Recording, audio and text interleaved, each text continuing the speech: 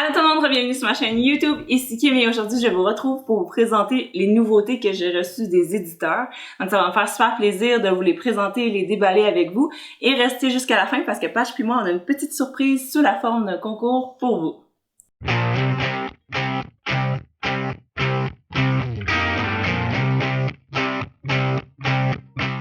Alors, on va commencer avec Guy Saint-Jean, éditeur, que j'avais déjà approché pour recevoir le livre de Pierre-Yves McSween, entre autres.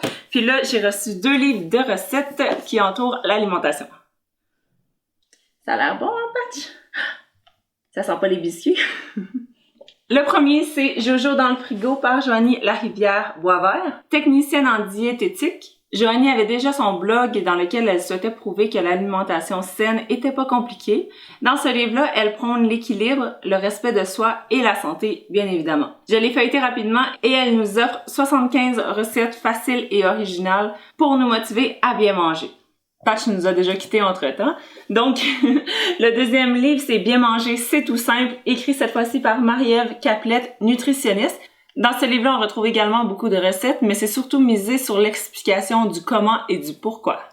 Les photos ont l'air tellement belles, lumineuses, puis parmi les chapitres, on va retrouver comment protéiner son déjeuner, énergiser son lunch, prendre des collations rassasiantes, privilégier les bons gras et bien sûr, assaisonner autrement. Dans les deux cas, qu'est-ce qu'on remarque? C'est vraiment le visuel attrayant, mais surtout à quel point on essaye de vous inculquer des changements en douceur qui sont pas difficiles pour pouvoir rendre son alimentation plus saine. Dans un tout autre registre, mais toujours dans Guy Saint-Jean éditeur, on retrouve le livre Les belles combines, astuces géniales pour famille d'aujourd'hui par Dominique Bernèche, qui est la propriétaire en fait de son entreprise Les belles combines, qui souhaite donner des outils aux parents pour pouvoir les aider dans leur organisation familiale, mais également des trucs et des produits qui visent à faciliter le quotidien des familles d'aujourd'hui. Je suis rendue déjà à plus de la moitié puis j'adore vraiment beaucoup, mais ça je vais vous en reparler dans une critique consacrée parce que j'ai trop de choses à dire. Notamment en arrière, on peut voir qu'on parle beaucoup de miser sur l'autonomie des enfants, susciter de meilleurs comportements, viser l'organisation du temps et de l'espace et trouver les combines du quotidien. Il y a énormément de trucs là-dedans, puis c'est ça, je suis en train de construire une critique consacrée pour pouvoir vraiment démystifier tout ça et vous dire pourquoi je l'aime autant jusqu'à présent. Alors, on va mettre ça de côté pour maintenant passer au prochain partenaire. C'est un nouveau partenaire, donc les éditions Québec-Amérique. J'aime vraiment beaucoup leurs publications. C'est pas nouveau que je les connaissais, je les ai déjà leurs publications depuis quelques années, puis je les adorais vraiment beaucoup. Mais là, qu'est-ce qui me a mis vraiment sur la map? Ça a été la nouveauté de India Desjardins. Donc, Mr. Big ou la glorification des amours toxiques. On en a parlé vraiment beaucoup dans notre entrevue qu'on a faite au cours des vacances de Noël. Puis elle parlait à quel point elle regardait les comédies romantiques maintenant sous un nouvel œil, avec vraiment ses valeurs féministes, mais également tout ce qui est égalitaire puis toxique, mais qu'on glorifie parce que ils disent que c'est comme ça que les relations de couple doivent être, mais dans le fond, c'est pas nécessairement simple, puis ça devrait même pas être autant encensé que ça. Donc jusqu'à présent, je suis rendue au 3e chapitre, c'est Cendrillon. Puis les 2 premiers, on s'était vraiment beaucoup concentré sur Sex and the City, la série super populaire qui s'est terminée en 2004. Moi, personnellement, je l'ai pas écoutée du tout, cette série-là. Je pense que j'ai écouté un des 2 films, puis c'était tout. Mais j'adore vraiment son livre parce que jusqu'à présent, même si c'est très, très, très concentré dessus, India résume tellement bien l'histoire puis les épisodes que t'as pas vraiment besoin de l'avoir vu pour bien comprendre puis suivre. Mais c'est sûr que si vous l'aviez déjà lu, ça va vous rendre encore plus nostalgique puis vous allez comprendre vraiment les références des épisodes qu'elle parle. Mais c'est ça, c'est pas un manque parce que ça me donne quasiment le goût de revoir les scènes précises en ayant son point de vue en tête. Donc je vous redonne des nouvelles parce que j'ai une critique qui va s'en venir au début du mois d'avril quand le livre va paraître. Ensuite, parmi toute cette mer de livres pratiques que j'appelle, donc tout ce qui est documentaire, non-fiction, qui souhaite apprendre quelque chose ou analyser quelque chose d'autre, mais pas nécessairement dans la fiction, j'avais besoin d'histoire. Donc c'est pour ça que j'ai demandé 2 romans de la même maison d'édition. Donc L'échéance de Raymond Cloutier et Lapin de Mona Howard. Je suis pas sûre si je le prononce super bien. Howard? En tout cas, elle vient de Montréal, mais elle vit à Boston présentement. Dans le roman L'échéance, qu'est-ce que j'aimais beaucoup, c'est que ça parlait d'un couple, donc un couple vieux de 10 ans. Véronique a 37 ans et Robert, lui, en a 70. Puis, chacun de leur côté, ils savent que la rupture est inévitable parce que leur couple est un petit peu fini. mais ça veut pas dire qu'ils se sont moins aimés pour cette raison-là. Puis la question, c'est vraiment jusqu'à quand vivront-ils dans le déni? Donc je trouve ça vraiment intéressant comme sujet. Dans le cas du roman Lapin, traduit de Bonnie, qui avait été vraiment encensé par Margaret Atwood, ça m'intéressait vraiment beaucoup. Le concept avait l'air un petit peu étrange, puis je sais pas si j'étais prête. J'ai commencé, je pense que je suis rendue au chapitre 2. Puis c'est ça, jusqu'à présent, je dirais que c'est un petit peu fucké, mais inquiétant. Mais il y a toute une ambiance, ça c'est sûr. Alors on va suivre le personnage de Samantha, qui est une étudiante à l'université. Elle a seulement une amie, puis là tout d'un coup, elle va recevoir une invitation d'un groupe de filles très populaires. C'est 4 filles qui sont d'apparence très superficielle, un petit peu trop chummy. Puis de loin, elle les trouve bizarres, mais sont populaires, puis sont intrigantes. Puis lorsqu'elle va recevoir une de leurs invitations, elle va accepter. Mais c'est là que tout va commencer et qu'elle va entrer un petit peu dans un monde inquiétant. Ensuite, du même éditeur, j'avais envie de lire Le syndrome de l'imposteur, comment s'en libérer pour mieux s'affirmer. Alors, un livre écrit par Dr. Sandy Mann. C'est un sujet qui m'intéressait beaucoup parce qu'évidemment, ça touche plus que 70% des personnes. Pour ceux qui savent pas c'est quoi, c'est quand tu te sens pas à la hauteur de quelque chose ou tu sens que le titre te va pas, te colle pas parce que t'es pas rendu à un certain niveau. Puis ça concerne un petit peu notre course de la perfection. Fait que c'est quelque chose qui m'intéressait beaucoup comme sujet à lire pour pouvoir aussi en parler dans une chronique Pause Café, donc les vidéos que je fais pour pouvoir discuter d'un sujet en particulier. Ce que je trouvais le fun de la forme de celui-ci, c'est qu'on essaie vraiment de comprendre les mécanismes, puis même il y a des tests. Vous savez comment j'aime les tests. On s'évalue grâce à des tests pour savoir à quel point on l'est ou pas, puis on essaye de nous proposer des bonnes stratégies pour éviter le piège du syndrome de l'imposteur. Donc, je vais vous revenir avec ça dans une capsule Pause Café. Un petit peu dans le même ordre d'idées, dans le même thème, j'avais le livre de Marie-Claude Michaud qui s'appelle Être leader sans armure, donc publié chez les éditions Libre Expression dans la collection Logique. Ça s'adresse vraiment aux gestionnaires d'entreprise, donc ce qui va être bientôt mon cas. Donc je trouve ça vraiment le fun de voir comment on peut être un leader positif. Ça dit que ça va parler de transformation personnelle, puis comment faire évoluer la structure de l'entreprise. Donc, on nous donne plein de pistes pour pouvoir implanter un leadership bienveillant qui a des bonnes intentions. Ce que l'autrice souhaitait faire, elle qui est consultante en leadership et analyste organisationnelle, c'était de faire réfléchir les patrons d'entreprise pour pouvoir leur faire repenser leur façon de faire, puis de comprendre davantage les êtres humains qui travaillent pour eux et surtout les enjeux de la santé mentale. Donc, j'étais vraiment très intéressée à lire ça pour être peut-être une meilleure patronne. Pour les prochains livres, je vais avoir besoin de mes ciseaux, donc on va commencer avec la boîte. Je l'ouvrirai pas devant vous parce que dans le fond, je sais c'est quoi qu'il y a là-dedans. Il s'agit de la nouveauté qui était en pré-vente en ce moment encore, je pense, de Luzerne Rousse. Donc vous reconnaissez leur fameuse boîte orange. Et dans le fond, c'était un colis qui m'avait été envoyé en cadeau, mais malheureusement, j'avais pas le temps de le lire. C'est une histoire vraiment intéressante sur le fantastique, mais moi, je suis pas trop dedans pour être sûre. Comme vous avez vu, les romans que j'ai choisis, c'est des romans contemporains. Donc, pour pouvoir vous faire profiter de l'expérience du Luzerne Rousse avec leur boîte remplie de goodies, j'avais envie de la faire tirer.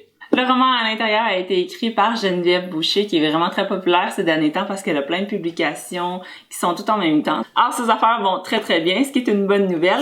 Et dans ce livre-ci en particulier, l'action se passe à Montréal et il va y avoir un meurtrier en série qui fait rage dans la ville. Seul le personnage de Cole et ses Béatrice vont pouvoir l'arrêter pour ainsi éviter que ce rituel sacrificiel ouvre un passage de l'enfer à la terre.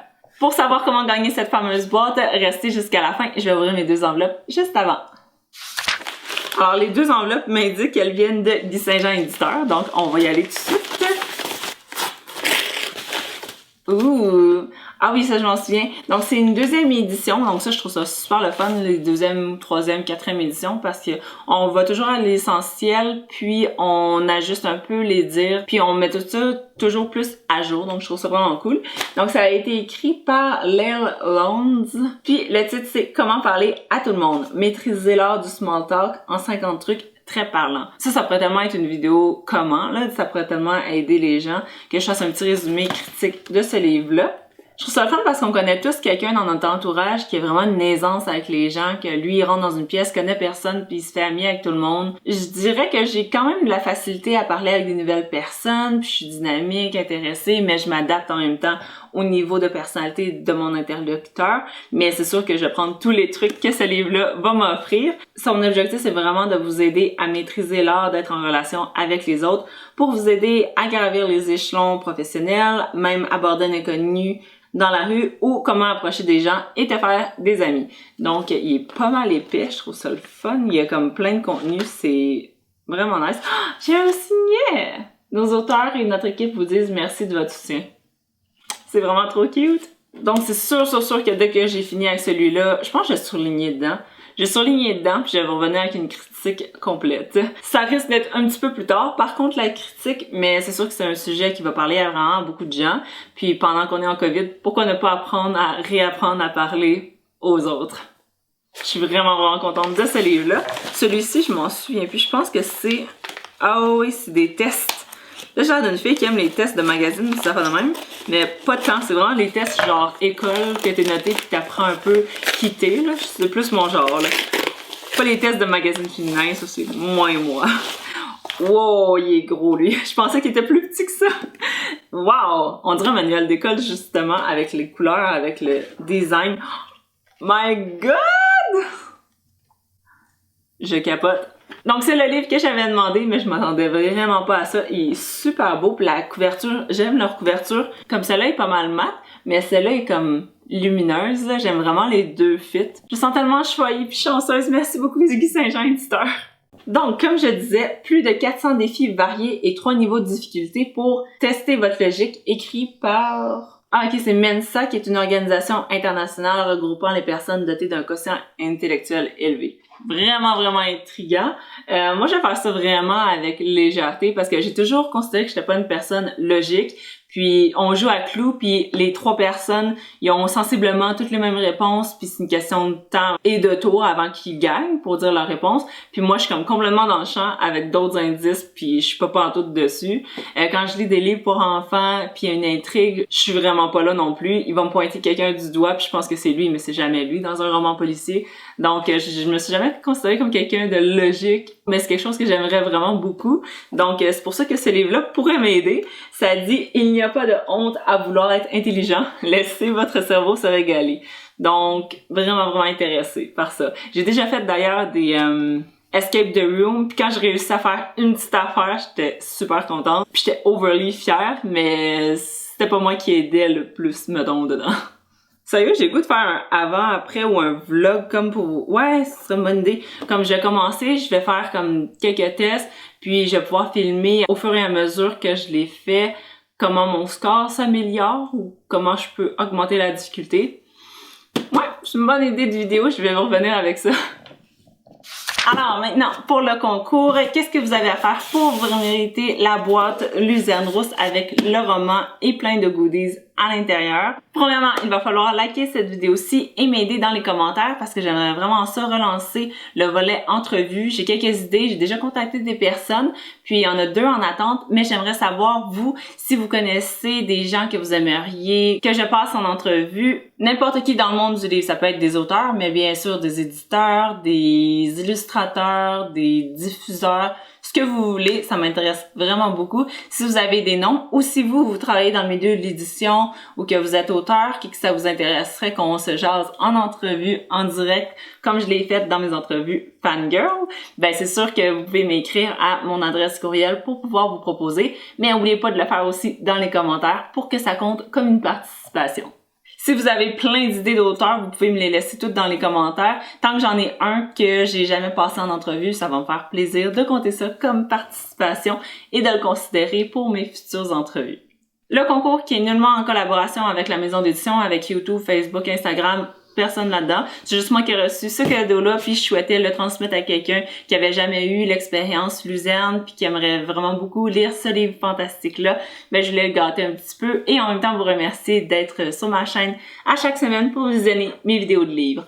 Je vais aussi faire une story sur mon compte personnel que je vous invite à suivre pour pouvoir promouvoir le concours. Si vous partagez cette publication-là qui va être en highlight, si jamais vous écoutez cette vidéo-là un petit peu plus tard qu'après sa publication, si jamais vous la partagez, vous allez avoir une chance supplémentaire. Simplement m'écrire en privé ou sur la story que vous allez repartager en m'identifiant évidemment. Votre pseudo YouTube, si jamais sont pas pareils, pour que je puisse faire le lien pour que vous ayez droit à votre participation.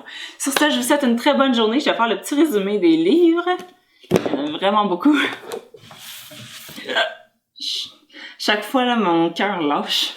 Donc, ça se trouve à être il y en a combien? 1, 2, 3, 11 livres que j'ai acquis ces derniers temps. Puis j'attends encore qu'il devait sortir le 12 mars.